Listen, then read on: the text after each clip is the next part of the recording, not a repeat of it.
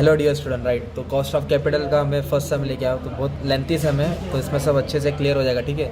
तो question read करके सब स्टार्ट करते थे। तो क्वेश्चन क्या दिया है, we are given common share मतलब इक्विटी शेयर दिया है 4 लाख शेयर से 80 लाख अमाउंट है। प्रेफरेंस शेयर दिया 6% 20 लाख और डिबेंचर का 8% दिया है 60 लाख। तो टोटल अपने पास कैपिटल कितना है 1 crore 60 lakh. Okay, we have to find the cost of capital. We have given the company share sales मतलब मार्केट प्राइस दिया 20 रुपया मार्केट प्राइस है, और डिविडेंड कितना रुपया दिया 2 रुपया दिया, और 7% ग्रोथ रेट दिया है, मतलब हर साल 7% ग्रोथ हो रहा है, और 35% क्या दिया टैक्स रेट दिया। 35% क्या दिया टैक्स रेट दिया। तो मैं पहले ए वाला पार्ट सॉल्व करता हूँ। अपने को क्या ढूंढने का weighted average cost of capital, मतलब पूरा कॉस्ट ऑफ कैपिटल कितना कॉस्ट और एग्जिस्टिंग कैपिटल स्ट्रक्चर, मतलब इसको सॉल्व करना है। तो बी वाला पार्ट पहले फर्स्ट सॉल्व करेंगे, फिर बी वाला सॉल्व कर लूँगा। तो सम स्टार्ट करते हैं, ठीक है। चलो आ जाओ, आएगा रख देंगे। तो सबसे पहले क्या दिया है इक्विटी शेयर कितना है 80 20 60 डाल देता हूँ। इक्विटी शेयर 80 लाख दिया है, और प्रेफरेंस शेयर कितना दिया है 20 लाख, और डिबेंचर्स कितना दिया है 60 लाख। तो इसको ऐड कर लेंगे, अपने को क्या मिलेगा टोटल कैपिटल। क्या मिलेगा टोटल कैपिटल। तो टोटल कैपिटल अपना आ गया मालूम है 1 करोड़ 60 लाख 1 करोड़ 60 लाख अपना टोटल कैपिटल है। और प्रेफरेंस शेयर का रेट दिया 6 और डिबेंचर रेट वो भी लिख दो 6% और 8%, ठीक है। अभी अपने को क्या ढूंढने का मालूम है नेक्स्ट कॉलम में प्रोपोर्शन ढूंढना है। प्रोपोर्शन का मतलब वेट होता है, क्या होता है वेट।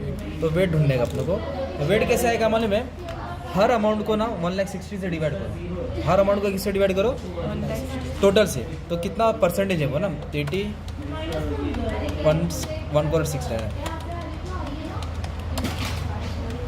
0.5 कितना वेटेज आया 0.5। इसको ना 0 पॉइंट में लिख देने का, ठीक है। फिर 20 lakh divide by 60 1,60,000 0.125 then 60 lakh divide by 1 crore 60 तो 0.35, मतलब 1 करोड़ 60 में हर का वेटेज कितना इतना वेटेज है, राइट। 0.5 मतलब 0.50। अब इसको ऐड करेंगे तो 1 ही आएगा। कितना आएगा 1 आएगा। अब इसमें से अपने को क्या फाइंड करने का है, हर एक का कॉस्ट फाइंड करना है। क्या फाइंड करना है हर एक का कॉस्ट। तो पहले अपने को कॉस्ट ऑफ इक्विटी निकालना पड़ेगा।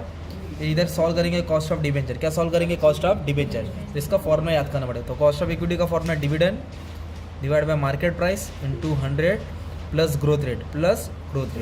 और कॉस्ट ऑफ डिबेंचर का फॉर्मूला है I means interest rate 1 minus T मतलब टैक्स रेट। तो अब ये इन्फॉर्मेशन पैराग्राफ में दिया है, और प्रेफरेंस शेयर्स के बारे में कुछ नहीं दिया है। तो उसको जो 6% है ना वो एज इट इज लिख दो। जैसे 6 है ना उसको क्या करते हो आप लोग एज इट इज लिख लेना, ठीक है। किसका प्रेफरेंस शेयर का। But we have to find cost of equity and cost of debenture. तो सबसे पहले मैं कॉस्ट ऑफ डिबेंचर निकालता हूँ। तो कॉस्ट ऑफ डिबेंचर के लिए क्या देखने का, डिबेंचर का परसेंट कितना दिया है 8%, और टैक्स रेट कितना दिया है 35%। कितना दिया 35%। तो आई मतलब इंटरेस्ट रेट कितना दिया है 8%, तो इधर रेट लिख देने का। टैक्स रेट कितना दिया है 35%। 35% मतलब 0.35, 35% मतलब 0.3। तो अब इसको क्या करेंगे हम लोग सॉल्व करेंगे।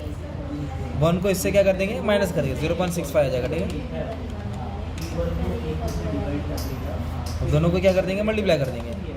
तो ये अपने को 5.2 आ रहा है। ये किसका रेट है अपना कॉस्ट ऑफ डिबेंचर। किसका है कॉस्ट ऑफ डिबेंचर। इसको ऐसे लिख दिया, ठीक है। कॉस्ट ऑफ डिबेंचर आ गया, राइट। अभी अपने को क्या फाइंड करने का कॉस्ट ऑफ इक्विटी। इसका फॉर्मूला क्या dividend divide by market price into 100 plus growth rate. ये सब दिया अपने को कॉस्ट ऑफ इक्विटी का। तो अब यहाँ लिखने वाला है। तो कैसे इधर दिया देखो the share of company sales for ₹220। तो ये हो गया सेलिंग प्राइस। क्या हो गया मतलब मार्केट प्राइस 20 रुपये। 100 तो लिखना पड़ेगा।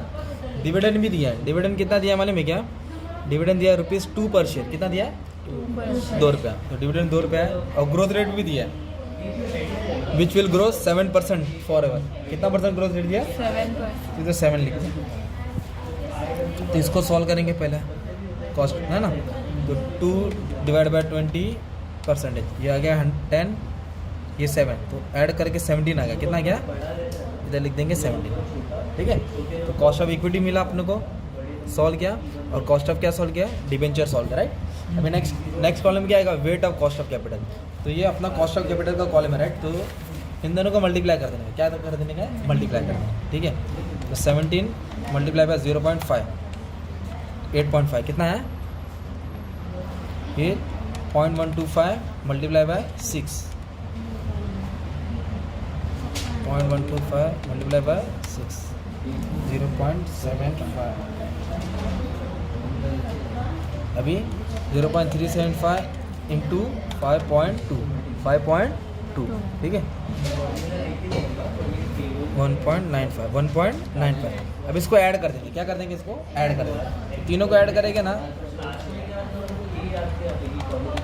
तो 11.2 है, क्या है ये तुम्हारा आंसर है, ये है तुम्हारा क्या है, weighted average cost of capital 11.20, ये आंसर है तुम्हारा एवरेज।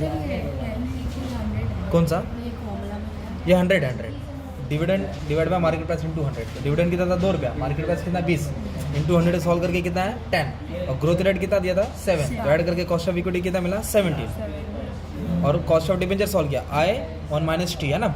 अभी ये सब हाफ सॉल्व है, अभी वापस से ना ये टेबल फिर से सॉल्व करने का है, कंडीशन चेंज हो रहा है, कैसे अभी क्वेश्चन फिर से रीड करना पड़ेगा, राइट, क्योंकि एक बड़ा पैराग्राफ दिया था ना इधर आगे। अभी इधर क्या बोला है सुनो, हाँ अभी इधर बोला है compute new weighted average cost of capital, वापस से कॉस्ट ऑफ एवरेज कैपिटल ढूंढो, है ना, वापस से ढूंढना है।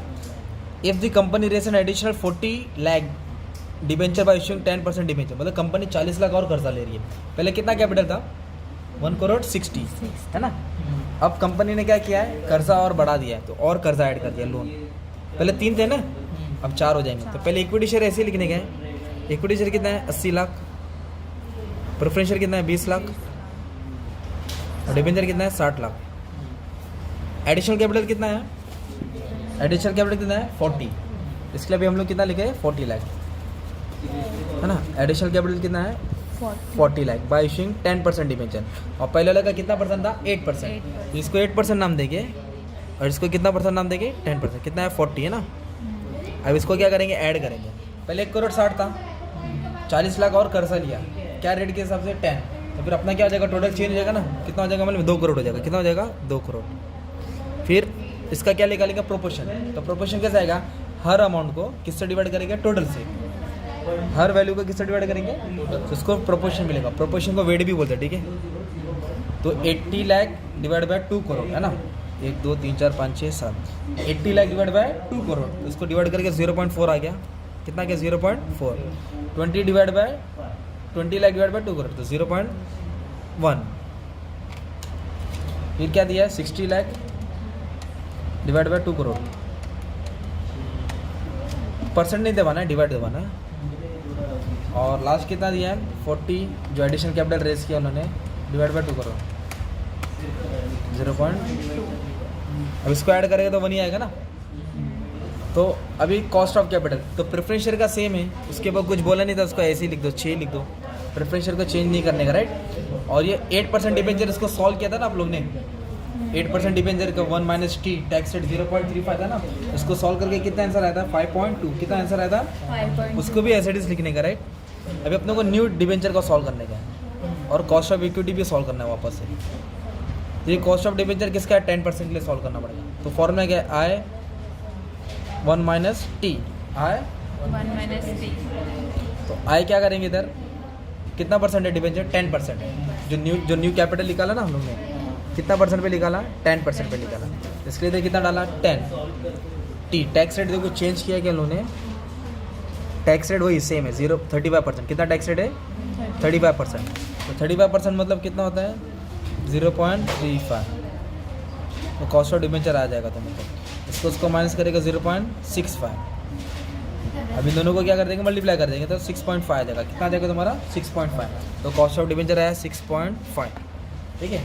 अब इसके लिए इस समय वापस से कॉस्ट ऑफ इक्विटी ढूंढने का, तो कॉस्ट ऑफ इक्विटी का फॉर्मूला क्या, dividend market price plus growth rate, है ना, प्लस ग्रोथ रेट। तो अपने को क्या दिया, अभी क्वेश्चन सुनते हैं, सुनो।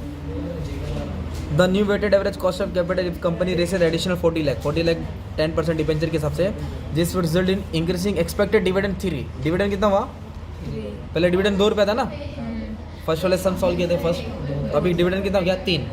लीव ग्रोथ रेट अनचेंज, मतलब ग्रोथ रेट 7 का 7 है, ग्रोथ रेट चेंज नहीं हुआ। और price of share will fall bye 15, पहले प्राइस ऑफ शेयर कितना था 20 था ना, अब कितना हो गया 15, तो डिविडेंड कितना हो गया 3, मार्केट प्राइस कितना हो गया 15, और growth rate remain unchanged, unchanged मतलब कितना आएगा सेम, अब इसको क्या करेंगे, सॉल्व करेंगे ना, ठीक है। तो 3 डिवाइड बाय 15 20 आया, और ये कितना है 7, तो ऐड करके 27 है, कितना है 27 इधर 27 लिख देंगे, राइट, ठीक है। अभी क्या करेंगे, दोनों को मल्टीप्लाई करेंगे, क्या करेंगे मल्टीप्लाई, तो वेट कॉस्ट ऑफ कैपिटल मिलेगा ना, तो 27 मल्टीप्लाई बाय 0.4 10.8 आया, राइट। इन दोनों को मल्टीप्लाई करेंगे 0.6 आएगा, इन दोनों को मल्टीप्लाई करेंगे 1.56 आएगा, इन दोनों को मल्टीप्लाई करेंगे 1.30 आएगा। फिर सबको क्या कर देंगे, ऐड कर देंगे, ऐड करके जो आंसर आएगा ना तुम्हारा, वो तुम्हारा क्या रहेगा, weighted average cost of capital, क्या रहेगा वेटेड एवरेज। तो ये क्या था, जब कैपिटल स्ट्रक्चर में 3 ही थे ना, और ये क्या था जिसमें 40 लाख एडिशनल कैपिटल है, तो फिर वेट भी चेंज हो जाएगा। तो ये फॉर्मूला याद करने का, cost of equity, cost of debenture, ठीक है। ये तुम्हारा क्वेश्चन था, राइट, तो स्क्रीनशॉट ले सकते हैं आप, है ना। Thank you very much.